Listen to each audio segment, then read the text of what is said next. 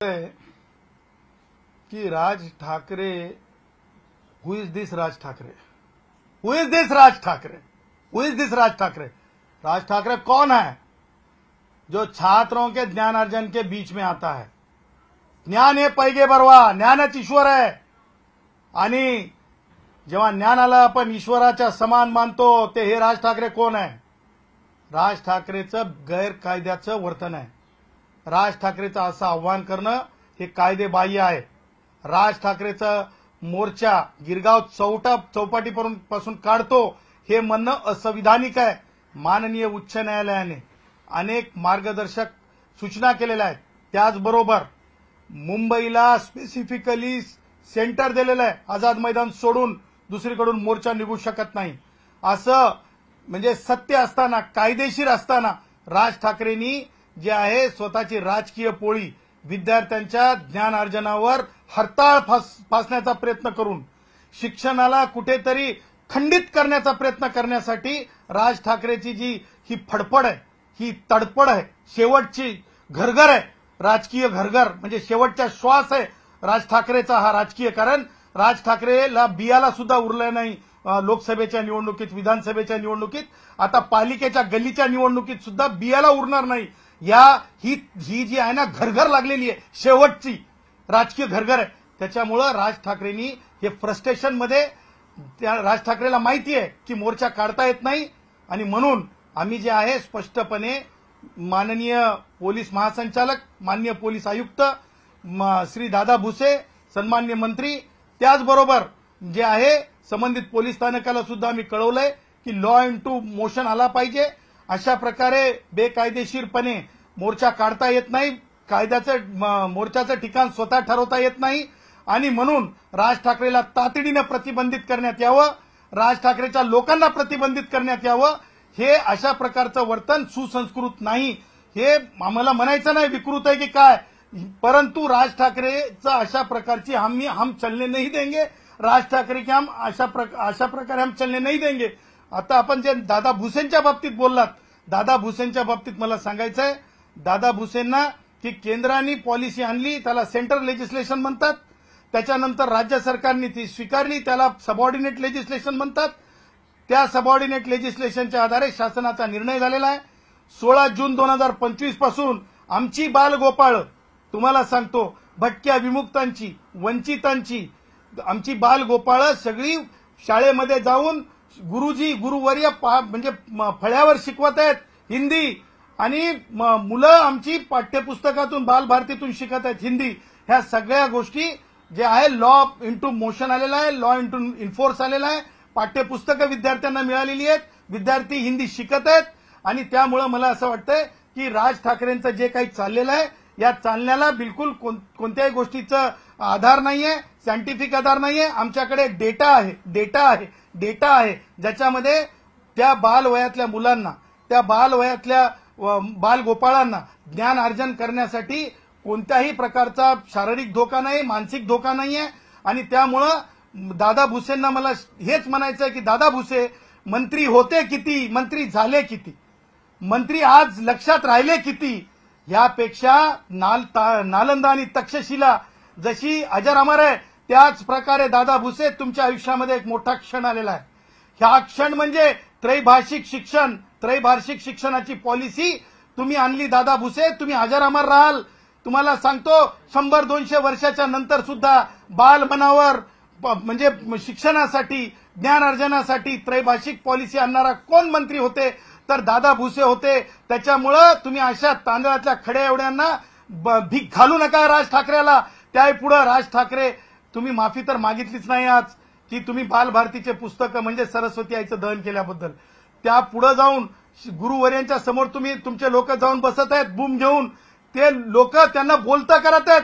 हे अक्षम्य आहे आणि त्यामुळं मला असं वाटतंय की राज ठाकरेंना प्रतिबंध केल्याशिवाय, राज ठाकरेला कायदेशीर मुचके आवळल्याशिवाय राज ठाकरे सरळ होणार नाही. तुमचा असा दावा आहे की आता पहिलीपासून वर्गामध्ये हिंदी शिकवलं जातंय, शिक्षक शिकवतायत हिंदी आणि मुलं देखील हिंदी शिकतायत, असा दावा आहे तुमचा? कायदेशीर कायद्यावर विश्वास आहे. बालभारतीची पुस्तक विक्रेत्यांकडे आली. 16 तारखेपासून आज आपण 25 तारखेला आहोत. तास नक्की असतात, तास निश्चित असतात, अभ्यासक्रम निश्चित असते. ते राज ठाकरे सारखं नसतंय टनटनाटन टोल रे बाबा म्हणायचं आणि परत ते काय खेळत बसायचं. तसं नसतंय. ते ठरलेले वर्ग असतात.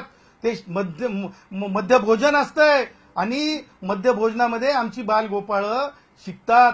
सावित्रीच्या लेकी छोट्या छोट्या, त्यांना 1 रुपयाची शिष्यवृत्ती असते प्रत्येक दिवसाची. आणि हे दोन्ही असताना ज्ञानार्जन करणं हे धोकादायक नाही, हे सुद्धा सायंटिफिकली नक्की झालेलं आहे. त्याच्यामुळं आमची मुलं शिकत आहेत आणि त्याही पुढे जाऊन सांगतो. त्रैभाषिक शिक्षणाचा म्हणजे काय चुकीचं आहे, काय विद्यार्थ्यांच्या मनावर मनोबलावर परिणाम होत आहे, असा सायंटिफिक डेटाच राज ठाकरेकडे नाही.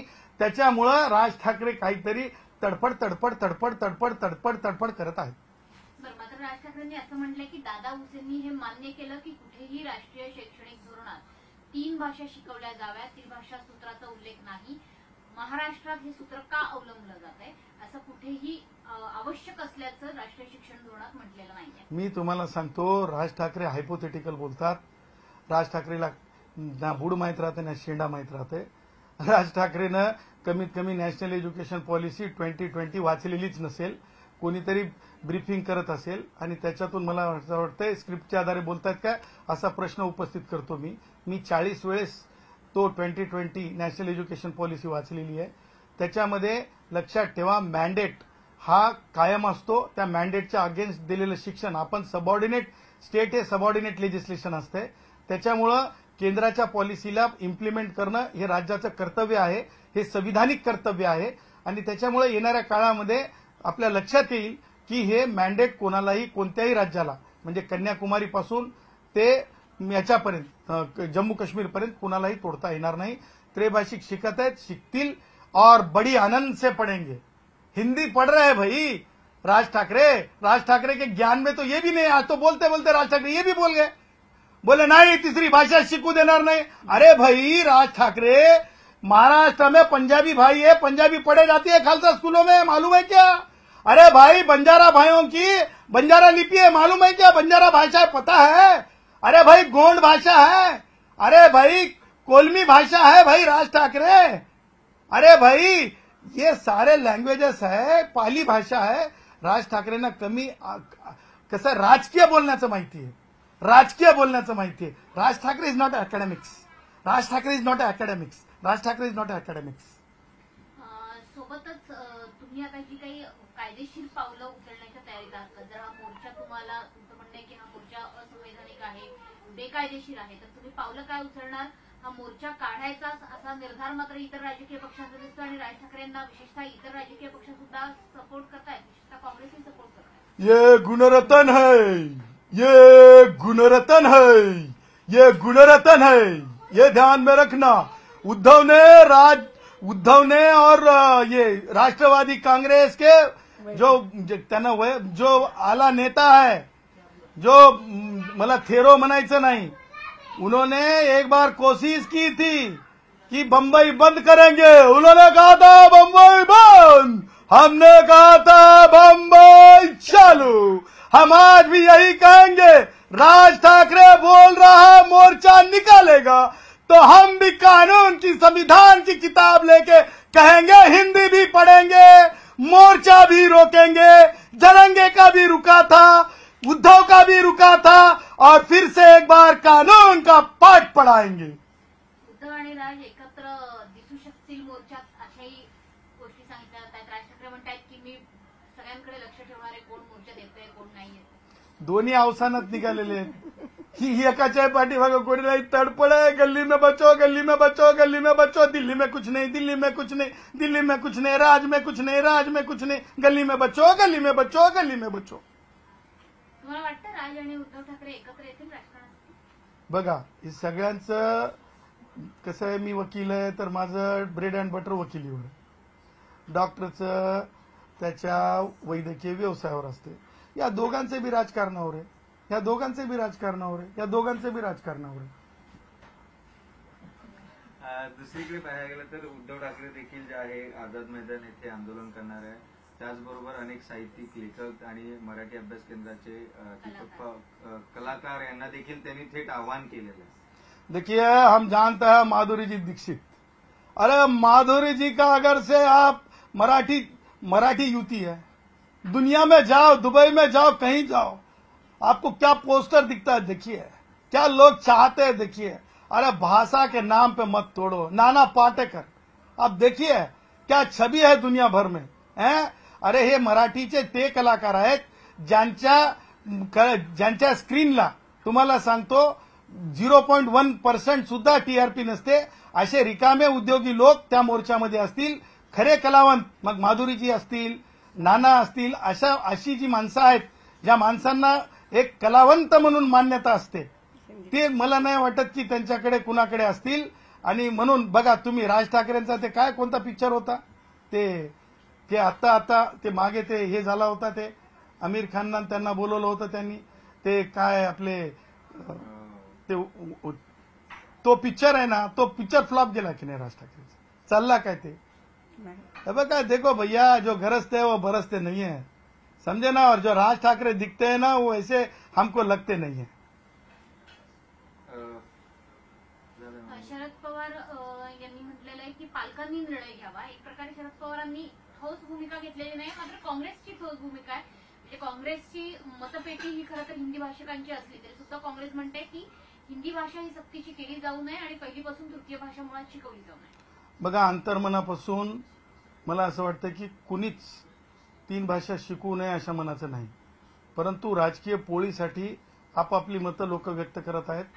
मला असं वाटतंय की शरद पवार राष्ट्रवादी काँग्रेसचे जे वयोवृद्ध पुढारी आहेत त्यांनी सायंटिफिक डेटा घेऊन महाराष्ट्राच्या समोर यावं की बालमनावर परिणाम होतोय म्हणून, आणि त्याची कारणं दाखवावीत, एक स्टडी दाखवावा। त्याच्यानंतर मला असं वाटतं त्याच्यावर चर्चा होऊ शकते। आता कायदा अंमलात आलेला आहे आणि शरद पवारांचं नेहमी राजकारण मला म्हणायचं नाही, क्रिटिसाइज करायचं नाही। तुम्ही लोक म्हणता शरद पवार त्यांचं डबल ढोल इकडून बी निकडून बी दोनों तरफ से शरद पवार बजाते डुब डुब डुब डुब डुब डुब डुब। सुद्धा काँग्रेस म्हणते की हिंदी भाषा ही सक्तीची केली जाऊ नये आणि पहिलीपासून तृतीय भाषा मुळात शिकवली जाऊ नये। बघा अंतर्मनापासून मला असं वाटतं की कुणीच 3 भाषा शिकू नये अशा मनाचं नाही, परंतु राजकीय पोळीसाठी आपापली मतं लोक व्यक्त करत आहेत। मला असं वाटतंय की शरद पवार राष्ट्रवादी काँग्रेसचे जे वयोवृद्ध पुढारी आहेत त्यांनी सायंटिफिक डेटा घेऊन महाराष्ट्राच्या समोर यावं की बालमनावर परिणाम होतोय म्हणून, आणि त्याची कारणं दाखवावीत, एक स्टडी दाखवावा। त्याच्यानंतर मला असं वाटतं त्याच्यावर चर्चा होऊ शकते। आता कायदा अंमलात आलेला आहे आणि शरद पवारांचं नेहमी राजकारण मला म्हणायचं नाही, क्रिटिसाइज करायचं नाही। तुम्ही लोक म्हणता शरद पवार त्यांचं डबल ढोल इकडून बी निकडून बी दोनों तरफ से शरद पवार बजाते डुब डुब डुब डुब डुब डुब डुब डुब। जिधर से चलने वाला रहा, जिधर से बजने वाला अच्छा लगा उधर से चला लेते। त्याच्यामुळे मला शरद पवारची डबल ढोलकी कार्यक्रम आहे, ते काय मला फार महत्वाचं वाटत नाही। आणि राहिला प्रश्न काँग्रेसचा, काँग्रेस शिल्लक राहिल्याच्या नंतरच्या गोष्टी। शेवटचा प्रश्न, मोर्चा निघालाच, मोर्चावरती जर राज ठाकरे ठाम राहिले आणि अर्थातच त्याला अडकटी होऊ शकली नाही तर भूमिका काय असणार आहे? पोलिसी बळाचा वापर केला जाईल का मोर्चा रोखण्यासाठी? बघा लक्षात ठेवा, कायदेशीर दृष्ट्या जे करायचे ते पोलिसांना करावंच लागणार, कारण ते माननीय मुंबई उच्च न्यायालयाचं मॅन्डेट आहे, त्याला राज्य सरकारचा काही हस्तक्षेप असणार नाही। पोलीस यंत्रणेला मुंबई उच्च न्यायालयाचा निर्णय जे मार्गदर्शक तत्व आहेत, जे जरंगेला लागू आहेत, जे रिपब्लिकन चळवळीला लागू आहेत, जे भटक्यांच्या, विमुक्तांच्या, वंचितांच्या, शोषितांच्या, आमच्या भिक्षुकी करणाऱ्या ब्राह्मणांच्या चळवळीला जे लागू आहे मोर्चा काढण्याच्या संदर्भातल्या, त्याच आहेत। राज ठाकरे काय लाडोबा भाई लाडोबा, लाडोबा भाई लाडोबा, लाडोबा भाई लाडोबा नाहीयेत, आणि राज ठाकरेचा तसा लाड आम्ही होऊ देणार नाही। कायदा समान आहे, संविधानाची चौकट आहे, आर्टिकल 14 प्रमाणे सब समान आहे। त्याच्यामुळे राज ठाकरेंनी आगाऊपणा केला तर राज्य शासन किंवा मंत्र्यांना काही करायची गरज नाही। उच्च न्यायालयाचे जे निर्देश आहेत त्या आधारावर पोलिसांना जर लॉ अँड ऑर्डरचा प्रॉब्लेम क्रिएटच करत असतील, मोर्चावर दटूनच असतील, तर शहानी विरुद्ध सरकार हे माननीय सर्वोच्च न्यायालयाचा निर्णय, त्याच्यामध्ये इन्स्टिगेटर, प्रोव्होकेटर आणि लॉ अँड ऑर्डरचा प्रॉब्लेम क्रिएट करणाऱ्यांना तिघांना सुद्धा इव्हन अटक करावी लागते, अटक करावी लागते, अटक करावी लागते। एक शेवटचाच प्रश्न, शिक्षणाचाच मुद्दा तुझा नेहमी शेवटच असते रे। शिक्षणाचाच मुद्दा सुरू आहे म्हणून पण अनेक शाळेत मुंबईत असेल किंवा ग्रामीण भागात ज्या आहे शाळेंची परिस्थिती पाहायला गेलं तर अनेक ठिकाणी जे आहे ते काही ठिकाणी स्लॅब पडलेले पाहायला मिळतात किंवा शाळेंची अवस्था जी आहे ती आपल्याला योग्य पद्धतीने नाही, ह्याकडे कसं पाहता? हे पहा, नक्की सन्माननीय दादा भुसेंना मी विनंती करेल की ज्याही शाळा आहेत, ज्या ज्या ठिकाणी ज्ञानार्जन अत्यंत छान प्रकारे झालं पाहिजे मुलांचं, बरं का, कारण विद्यार्थ्यांना अति सुंदर वातावरण जोपर्यंत शाळेत मिळत नाही तोपर्यंत लक्षात घ्या त्यांच्यासोबत आर्टिकल 21A जे भारतीय संविधानाचं आहे, शिक्षणाचा मूलभूत अधिकार, ते मला असं वाटतं त्याचा आनंद घेता येत नाही. त्याच्यामुळे शौचालय असतील, मुलींची शौचालय असतील, त्याचबरोबर मध्यभोजन असेल, त्याचबरोबर विद्यार्थ्यांच्या पाठ्यपुस्तक तास वेळेवर, शिक्षक गुरुवर्य उपलब्ध होणे, ह्या सगळ्या गोष्टी महत्वाच्याच आहेत. परंतु ह्या महत्वाच्या गोष्टींना अशा प्रकारे विरोध करता येणार नाही की ही भाषा नको, ती भाषा नको. यार मेरे को पता नहीं, राज ठाकरे, मेरा मार्कशीट बता देता हूं भाई. राज ठाकरे, मैं ना 89.66 मार्क्स होते, राज ठाकरेने स्वतःचे मार्क जाहीर करावे.